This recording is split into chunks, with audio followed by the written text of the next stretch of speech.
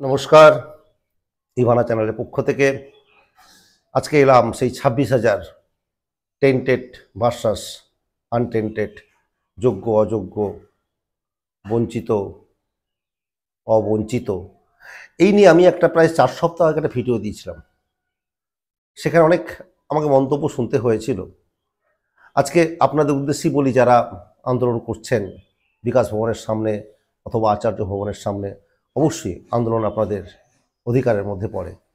আমি সেদিনও একটা কথা বলেছিলাম যে পরীক্ষা হবেই, সুপ্রিম কোর্টের যে নির্দেশ বা অর্ডার, সেই অর্ডার অনুপাতে পরীক্ষা হবেই, আপনারা পরীক্ষার প্রস্তুতি নিন, সেদিন বলেছিলাম।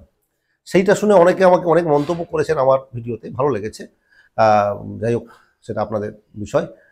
তবে আমার মনে হয় আপনাদেরকে মানে কেউই, যেই যা পারে বলুক না কেন, কেউ কিন্তু আপনাদেরকে বাঁচাতে পারবে না। আমার ব্যক্তিগত ধারণা, এটা নিয়ে আমার কেস দেবেন না যেন, আমাকে কেউ বাঁচাতে পারবে না।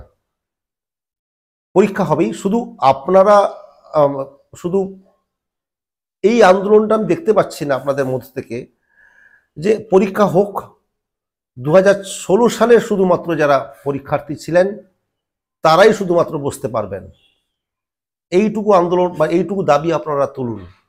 না হলে যদি ফ্রেশাররা বসে যায়, তাহলে সত্যিই আপনাদের পক্ষে পাওয়া খুব কঠিন হয়ে যাবে। তাহলে এইটা যদি হতে পারে যে ওই সালের যারা ছিলেন তারাই শুধুমাত্র, মানে ওই সালে যারা ফর্ম ফিল আপ করেছিলেন বা পরীক্ষায় বসেছিলেন তারাই শুধুমাত্র পরীক্ষায় বসতে পারবেন, তাহলে কি হবে? লড়াইটা আপনাদের মধ্যে হবে। যারা সত্যি ভুলে গেছেন, বয়স্কদের মধ্যেই লড়াইটা হবে।